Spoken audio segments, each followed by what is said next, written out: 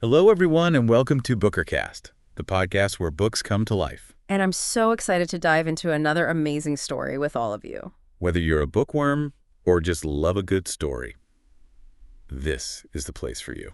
Every episode, we explore incredible books, talk about their stories and characters, and share insights that'll make you fall in love with reading all over again. All right, let's not keep you waiting any longer. Get comfortable, and let's jump right into it. Sounds good. All right, so we're diving into Harper Lee's To Kill a Mockingbird today. And it sounds like you really want to get a deeper understanding of its power, its place in American literature and those themes that we're still talking about all these years later. Yeah, it's a book that really stays with you.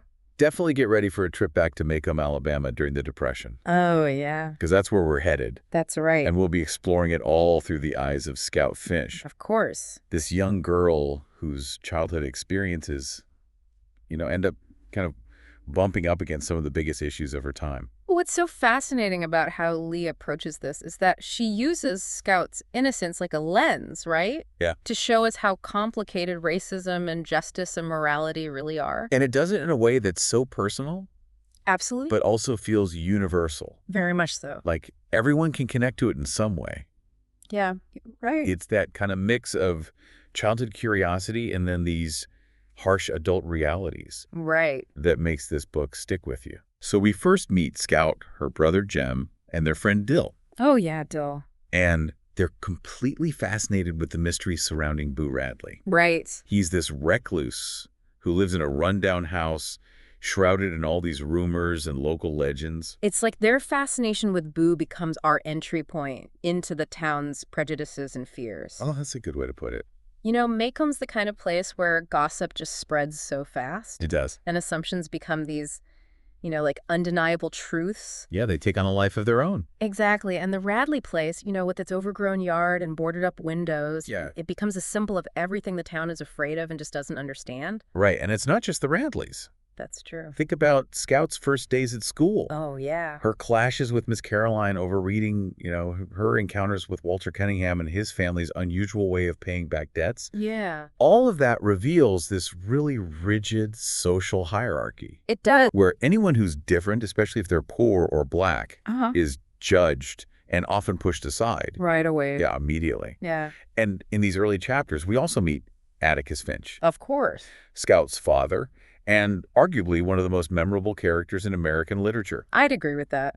He's more than just a lawyer. Absolutely. It's like a moral compass for Scout, Oh, yeah. guiding her to see beyond the surface and understand the world with empathy and reason. Right.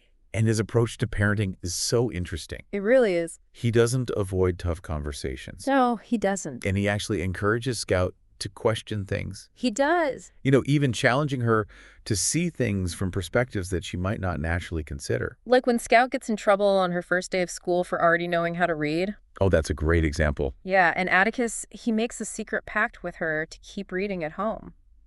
Because he recognizes that true learning goes way beyond what a flawed education system can offer. Yeah, he's not just teaching her to read. Yeah, he's not. He's teaching her to think for herself. Exactly. And then comes the trial of Tom Robinson, Oh, yeah. which just takes everything to a whole other level. It really does. It's a huge turning point in the story. Absolutely. And it's where Lee's exploration of racial injustice really comes to the forefront. Right. So Tom Robinson, a black man, is falsely accused of assaulting Mayella Ewell. Right. A white woman.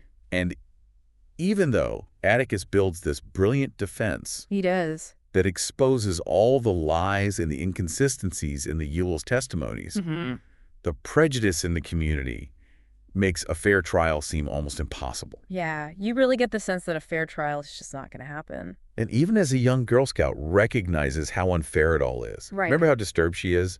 By the way, Bob Ewell testifies. Oh, I do. Mayella's father, Oh, yeah. his demeanor, his language, It's awful. his clear hatred for Tom, Yes. just so unsettling even to a child. And what's so heartbreaking is Tom's testimony. He comes across as this decent, hardworking man who simply offered Mayella help. He did. But her father twists it into something awful because of his racism. Right, and the community is so willing to believe the worst about a black man. It's tragic. It's clear to us and to Scout and Jem that Tom is innocent. Absolutely. But the jury's completely swayed by prejudice and these societal pressures, Yeah. and they deliver a guilty verdict. It's crushing. It is. It's a crushing blow that exposes just how deep racism runs in Maycomb's legal system. And in the community. Yeah, and the tragic consequences of not seeing beyond the color of someone's skin. It's a real turning point for Jem and Scout, too. It is. Their innocence is shattered as they realize that justice doesn't always prevail. Yeah. And that prejudice can blind people to the truth. And it's not just about these big dramatic moments in the courtroom. No, it's not. Lee is so good at weaving in these everyday events. Yeah. They carry so much symbolic weight. She is. Like the fire at Miss Maudie's house. Oh, yeah. It's a tragedy, but it brings the community together in these unexpected ways. It's true. And shows how resilient people can be in the face of loss. That's right. Or even something as simple as Jem and Scout building a snowman. Oh, yeah. It takes on a deeper meaning. It does. You know, the snowman starts out looking like this mud-covered mess. Yeah. But as they add more snow, it transforms into this figure that's white on the outside, but still has that core of darkness. That's such a great visual. Right. Yeah. And it foreshadows the complexities of race relations in Maycomb. Absolutely. And how things are not always what they seem. Right. And then there's the Mockingbird. Right. It seems like such a simple symbol, It does. but it carries so much meaning throughout the story. It really does. Atticus explains to the children that it's a sin to kill a mockingbird. Because they don't harm anyone. Right. They just sing their hearts out, bringing joy to the world. Exactly. And that Yeah. image becomes so central to understanding the novel's message about innocence and injustice. Tom Robinson, falsely accused and condemned, becomes a mockingbird, Right. destroyed by the prejudice of the community. And it's not just Tom. Right. You start to see that mockingbird metaphor extend to other characters, too. Oh, like who? Like Boo Radley, Okay, yeah. who, despite being shrouded in suspicion and fear, reveals a hidden depth of compassion He does. and ultimately acts as a protector of innocence. And speaking of Boo, one of the things that makes this story so compelling is how Lee uses these small, seemingly insignificant details Yeah. to build this really intricate web of symbolism and foreshadowing. Right. Like those little gifts Boo leaves in the knothole of the oak tree outside his house. Right. The way he mends Jem's pants Oh, yeah. and drapes a blanket over Scout during the fire. Those are good examples. These gestures say so much about his character, even though he's mostly hidden from view. It's like we get these glimpses of his humanity. Exactly. You know, these acts of quiet kindness that challenge all the town's assumptions about him. It makes you wonder how many other Boo Radleys there are out there. Right. People who are misjudged and misunderstood because of fear and prejudice. That's a great point. And I think that's one of the reasons To Kill a Mockingbird still resonates with readers. Yeah. Decades later. Decades later. It's like it holds up this mirror to society. It does. And forces us to confront these uncomfortable truths about ourselves. And how we see people who are different from us. Absolutely. And Lee does it all through the eyes of a child. Which adds another layer. Right. Yes, definitely. It adds another layer of complexity and poignancy. It does. We see these events unfold through Scout's perspective. Right. Her understanding of the world is evolving as the story goes on. Yeah, and that coming-of-age element is so powerful. It is.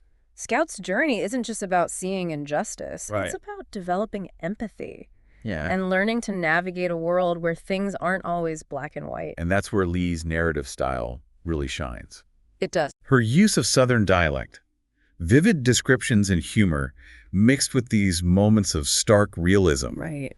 It just immerses you in the world of Maycomb. You really feel like you're there. Yeah, like you're on the porch with Scout, listening to Miss Maudie Atkinson. I love Miss Maudie. Oh, she's great. Yeah. Dispensing wisdom along with her delicious cakes. It's the best cakes. It's that blend of warmth and wit that makes the story so engaging. It does. Even when it's dealing with these heavy themes, Right. Lee doesn't shy away from the ugliness of racism and prejudice. She doesn't. But she also captures the beauty of childhood friendships, the importance of community, and the unwavering love between a father and his children. It's a beautiful mix. Okay, but we can't talk about To Kill a Mockingbird without talking about the climax. Oh, no, we can't. That Halloween night attack on Jem and Scout. Oh, yeah. It's just a masterclass in suspense and unexpected heroism. It really is. It's this moment where all of the novel's themes come together. They do. The darkness, the fear, the sudden violence. It's scary. It's a reminder of the dangers lurking beneath the surface of Maycomb's seemingly idyllic world. That's right.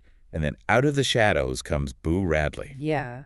The very person the town has feared and ostracized for years. It's amazing. And he becomes this unexpected savior. He does. Risking his own safety to protect the children from Bob Yule's attack.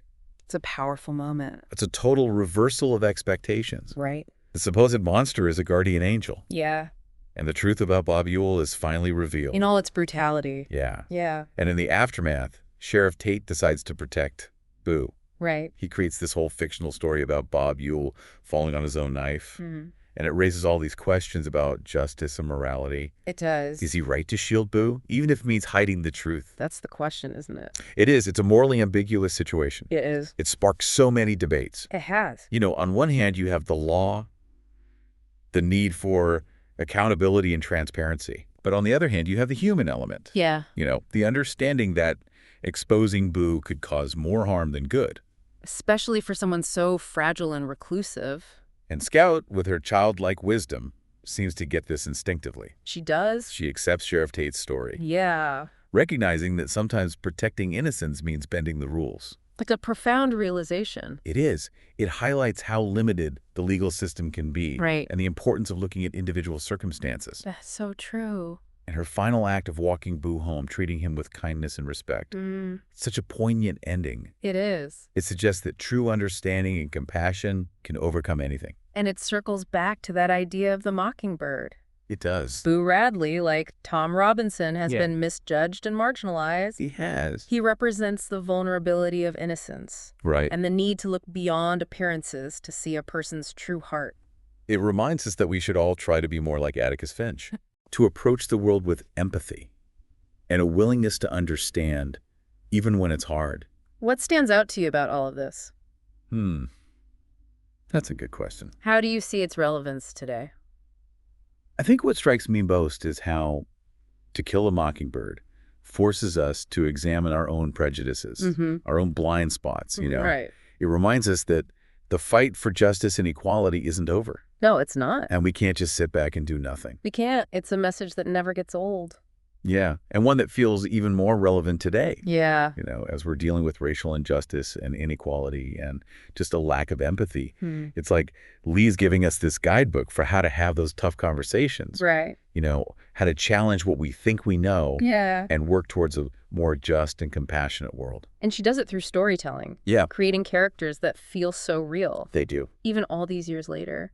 It's funny how To Kill a Mockingbird has sparked so many different interpretations. Oh, yeah. And debates over the years. Definitely. Some people say the novel's portrayal of race relations is a little too simple. Okay. Or that Atticus Finch, even though he takes a moral stand, Right. still operates within a system that ultimately upholds white supremacy. Yeah. Those are valid points. They are. And it highlights the importance of looking at literature with a critical eye. Yeah. You know, recognizing that even works that have had a huge impact can have flaws. Right. Or reflect the limitations of their time. And I think that's part of what makes it so powerful. Yeah. It doesn't get us easy answers. Right. Or simple solutions. Yeah. Makes us wrestle with complex issues. Yeah. And consider different perspectives. And in the end, it leaves us with this sense of hope. Yeah. This belief that even when faced with injustice and prejudice, Right. the human spirit can overcome it. Yeah, that moment when Scout walks Boo Radley home. Oh, yeah. Seeing him not as a monster, but as a vulnerable person. Right. Who deserves kindness and understanding. Whoa. It feels like this powerful act of reconciliation. Yeah. Like a glimpse of a world where empathy wins. It's a reminder that change is possible. It is. That even small acts of compassion Yeah. can make a difference. And maybe that's the most important thing we take away from To Kill a Mockingbird. Maybe. It's a call to action. It is. To be more like Atticus. Yeah. To stand up for what's right. To challenge injustice. Absolutely. And to always try to see things from someone else's perspective. What will you take away from this deep dive? It's a good question. What image or idea will stick with you? For me, it's that image of the mockingbird. Yeah. You know, that symbol of innocence and beauty, destroyed by ignorance and prejudice. It's a reminder that justice is fragile. It is. And that we have to protect those who are vulnerable. Well said. It's a book that stays with you, Yes. challenges you, makes you want to be a better person. It does. So thank you for joining us on this deep dive into To Kill a Mockingbird. Yeah, thanks for listening. We hope you've enjoyed the conversation. We hope you learned something new. And maybe even discovered some new insights. It's been great exploring this timeless novel with you. It has. And remember, the conversation doesn't have to end here. It does. Keep those questions coming. Yeah. Keep those discussions going. Right. And most importantly, keep reading. Until next time. And that's a wrap for today's episode of BookerCast. We hope you enjoyed diving into it as much as we did. Thank you so much for spending your time with us. Your support means the world, and we can't wait to hear your thoughts on this episode. Don't forget to subscribe, hit that like button, and share this episode with your fellow book lovers. And let us know your thoughts in the comments below. We love hearing from you. See you in the next deep dive. Bye for now, and happy reading.